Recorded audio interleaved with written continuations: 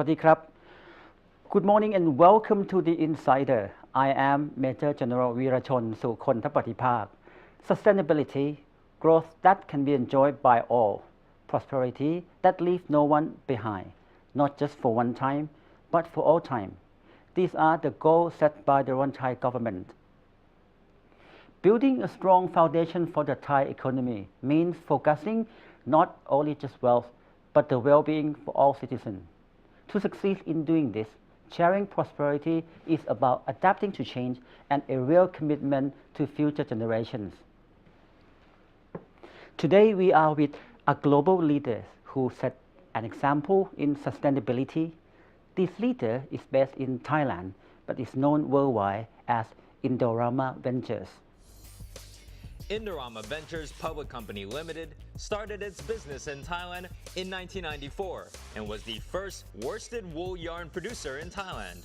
It is now globally recognized as a major producer of premium worsted wool yarns. Later in 1995, its business expanded into the petrochemical industry, producing polyethylene terephthalate. A year later, it partnered up with Suk Company and together produced preforms, bottles, and closures. Then Indorama Ventures took over Bangkok Polyester Company in Thailand, prior to becoming the country's #1 producer of polyester.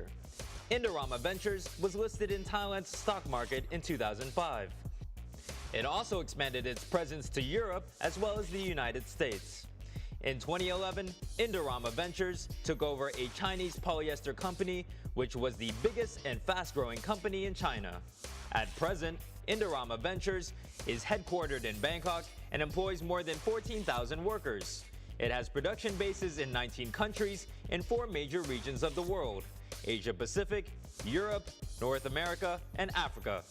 The company's portfolio is comprised of necessities in high-value added or HVA categories of polymers, fibers, packaging, and intermediate petrochemicals. Indorama Ventures is one of the world's largest polyester producers and wool yarn manufacturers. Mr. Alok Lohia's Indorama Ventures has had a tremendous success and has been continually growing in this country. Today, he will share his secrets of success with us. This morning, I have a great honor to introduce to you a founder and the CEO of Indorama Venture.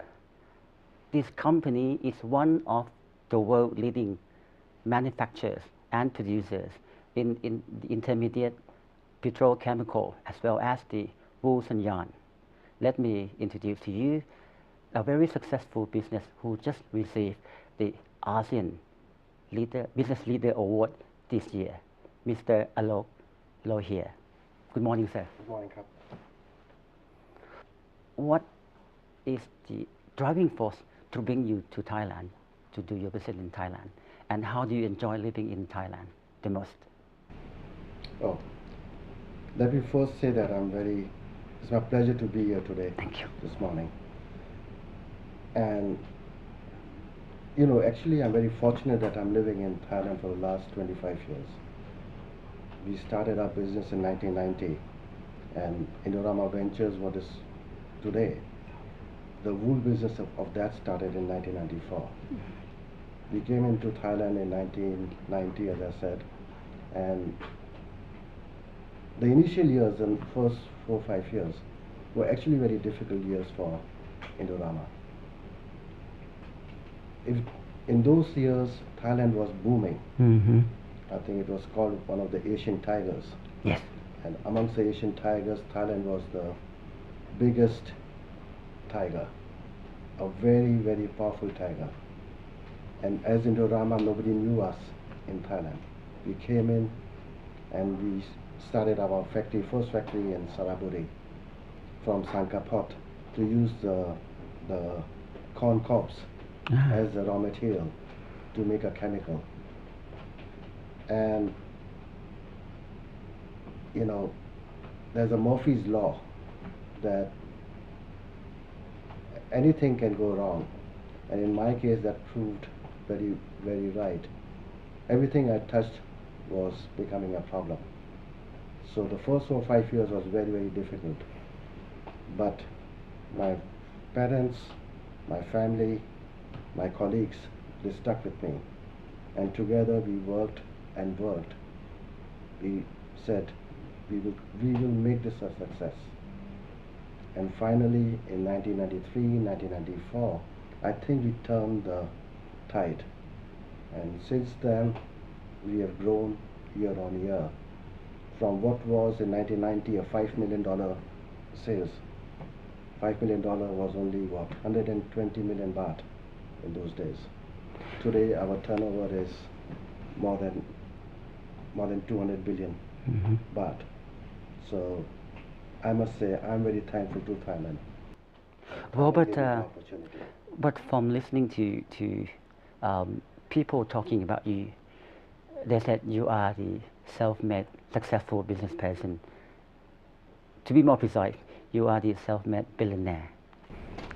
That is not entirely true. I think a lot of that credit goes to my father. My father set the business values, the family values into me. He gave me the seed capital to invest in Thailand. He actually guided me to go to Thailand. I was in Indonesia, so he sent me from Indonesia to Thailand. He said, "Alo, go to Thailand. Thailand is a booming country. It's one of the big Asian tigers. Go and invest over there." So he gave me the seed capital, he gave me the encouragement, he gave me the business values, he gave me the family values. So a lot of credit goes to him. And then, as I said, a lot of credit goes to my family, who stuck with me, because as I said, the initial 5 years were quite difficult for me and for the business. Well, I talked to few successful business person. One characteristic that they share one thing in common, that is the vision, and this is quite clear that your family, your father in particular, has a vision on how to success in doing business. That's why your father instruct you or advise you to come to Thailand.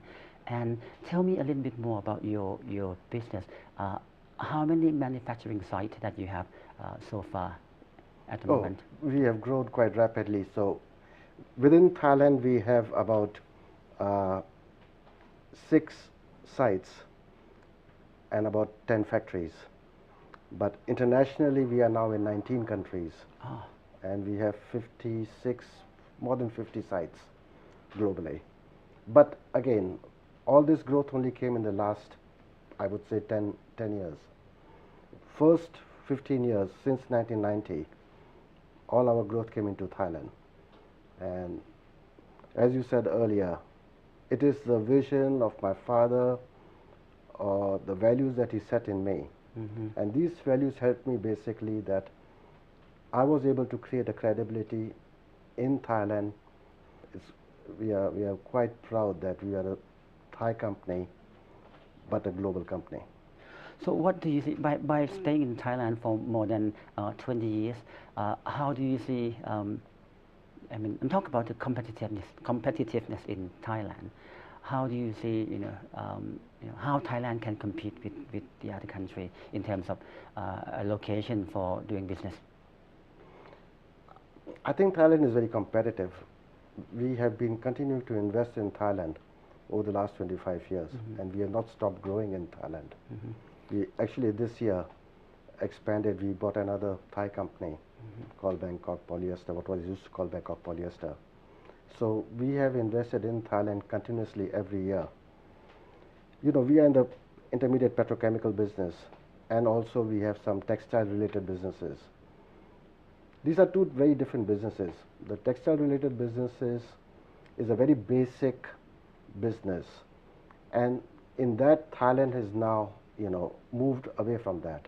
It has evolved now into more of a higher value added textile business. What I mean by that is higher value added textile businesses like technical textiles. You make sporting apparel, you make safety apparel, you make hygiene fibers. So we are producing a lot, not only Indorama but many other companies in Thailand have moved into textiles which are much higher value added. And actually you may know this, but Thailand is preferred destination by many of the large multinational companies like Nike and all the global brands, the multinational companies, who like to buy from Thai-based companies because they trust the quality, they trust the reliability of the Thai product. Similarly, on the petrochemical side, I think Thailand has the most competitive landscape. The cluster in Rayong for petrochemicals is amongst the most competitive in my mind. We have a very large-scale petrochemical industry in Thailand. Indorama is one of the smaller operators in Thailand. All the multinationals, global brands from Europe, from America, they all exist in Thailand.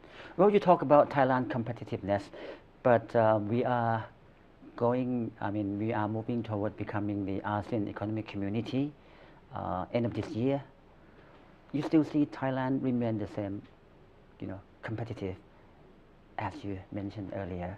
How do you see? Because when we are becoming the ASEAN Economic Community, there will be a lot of things happen, a lot of factors happen. So Thailand remain competitive, as you said before. I think Thailand will remain competitive. The question is that every country, we all try as a company, the same as a company. Every corporate, every country, they want to be more competitive. And Thailand will continue to remain competitive. The people who govern in Thailand will find new policies that help Thais compete internationally. And the same would happen with other countries in the region. So for me, the AEC is still a very difficult question. I don't understand how all this is going to help the region as a whole. What I can see clearly is that, okay, it's going to help the medium enterprise, the small and medium enterprises much more, because there will be a better networking. Businesses will have more data on other countries in the neighborhood. You could go to Malaysia, you could go to Indonesia, you could go to Vietnam, Myanmar, and you could go with your own banks, because the Thai banks are now much more regionalized. So you would have the benefit as a small business, as a medium business, to function in the region. That will be a benefit for them. But for a large corporate, I'm not very clear at the moment. It's a very tough question for me, how it really benefits, because the culture is different for each of our countries. The politics is different. Our resources are different. How all of that is going to combine together is still, I think, the next 10 years would be we will find out. I think that's why they are working on the three pillars. That is the political and security, the social and culture, and the economic dimension, because they realize the differences that every country in this region have. And of course, they are talking about a big market like 600 million population. They believe that this will make the region become stronger, and would have the power for negotiation or bargaining, something like that. As for Thailand, we see that we need to work on our part in order to become more attractive, for the foreign investor to come to Thailand. The government placed a particular importance on the issue like the infrastructure development, as well as the a new policy of investment, the incentive, new kind of incentive for foreign investor. So how do you see? Because we look at Thailand, we look at our country as the central or the hubs of the ASEAN. We look at ourselves, we look at the issue of the centrality. So how do you see this would benefit Thailand, particularly the infrastructure development? So Thailand is the most advanced, in my opinion, in the infrastructure amongst Asian countries, leaving aside Singapore. And I think each country would try to protect its turf. Yes. So Thailand, the policies in Thailand, what makes Thailand so attractive to investors like me, it's quite evident that, the Thailand has this super central coordinating body called BOI. And BOI, the policies are quite transparent, quite visible, quite easy to understand. And that attracted companies like ours to come into Thailand and stay in Thailand and grow in Thailand. The port, the financial security in Thailand, the very vibrant stock market. So all of these things in Thailand are big attractions to corporates like ours. And I don't think there are many markets in ASEAN who can compete with Thailand in that respect. So Thailand will remain competitive, Thailand will remain more attractive to many of the other regions. Oh, thank you for your kind word, of course, and your opinion is highly appreciated. But we're talking about the good thing, the good aspect of the country. Anything, any area that you think need to be improved. For example, the transparency. You have touched. I have learned that in your previous forum, you touched on the corruption. How to solve the corruption? I think you focus on this issue. It is very important for every country, every society. So how do you see this problem in Thailand? Oh, I can't say for Thailand. Basically, as part of as part of the stock market, as part of IOD, Institute of Directors, I made a talk to IOD on what they call CAC, Coalition Against Corruption. So we are a signatory to that. So as a corporate, what we try to do is that for us, it's quite evident, being a global company in 19 countries, more than 50 assets, we cannot be, it's good for business to be straightforward, to do the business in the right way. So we have to make sure that we can control across our company that there is a right way of doing business. And the right way of doing business is that eliminate all forms of corruption in the company. Do not encourage corruption. Governance. So for us, this is part of governance, it's part of risk, and therefore we do not allow our people to create corruption or to get involved in corruption. We need to create a value from the bottom of the society to aware of this kind of perception that corruption is the bad thing, and it is a shame for everyone to be to get themselves involved in corruption. And of course, we move away a little bit further on the prosperity.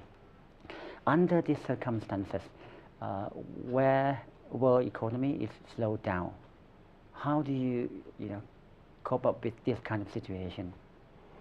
Yeah, this is a very challenging question at the moment. But I think for the Thai company, we have seen many challenges over the last 25 years. We saw the Tom Yam Kung crisis in '97, and then we had the SARS problem in China, and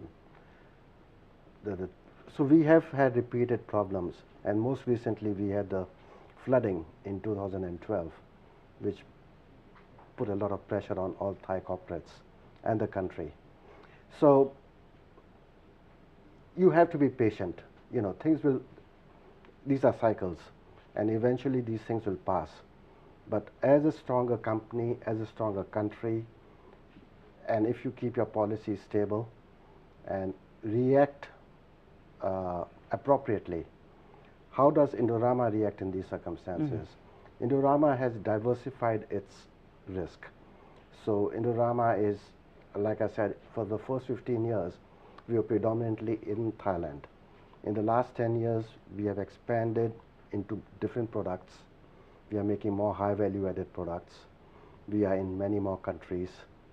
And by diversifying our revenue streams and diversifying our markets, we have been able to protect ourselves and make our company much more resilient today. So I think Thailand has a lot of diversity already in itself. We should not be too much worried. Remember, this current crisis is more led by the China slowdown. Thailand, fortunately, is not a very big trading partner with China. So the impact on Thailand will be more limited than other countries in the region. So Thailand is trading in higher value-added products, like I said, in the technical textiles. So Thailand is in a more resilient position than other countries. There will be impact from a slowdown, but I don't think it will be that severe for Thailand. Well, because you are a very successful business person, of course, we have talked to many people and they admire your policy, particularly the people first. You touch about people first policy in your company. So would you elaborate a little bit on that? When you think about it, people is everything. When you think of success, it's not because of the machinery. It's about the software. So it's about the people. And when I think of people, I'm not thinking only of our employees, of my colleagues, about our management, but we are also thinking of our clients. We are thinking of all our stakeholders. We are thinking about the environment. We are in an industry. We are making chemicals. And there could be a perception around our chemical factories that are we making pollution, are we making noise? But actually we have to manage the environment. And what we intend to do is we want to do better. We want to create an environment around us which is better than what it was, by creating more employment, by creating more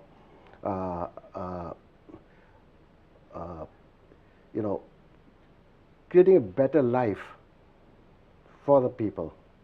Our products, they're used in everyday consumer staples. So our products are such that are a daily necessity.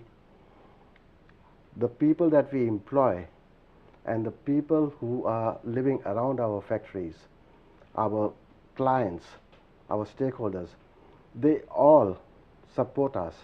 And that is why we call people first. People first is our number one policy.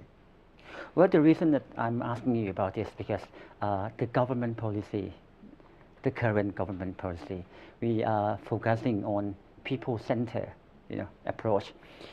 Particularly if the business sectors can help to reduce the gap between, economic disparity, the gap between rich and poor, that would be very helpful. And of course, it would help the country to reduce a lot of problems. We believe that every problem, the root cause of the problem is the inequality.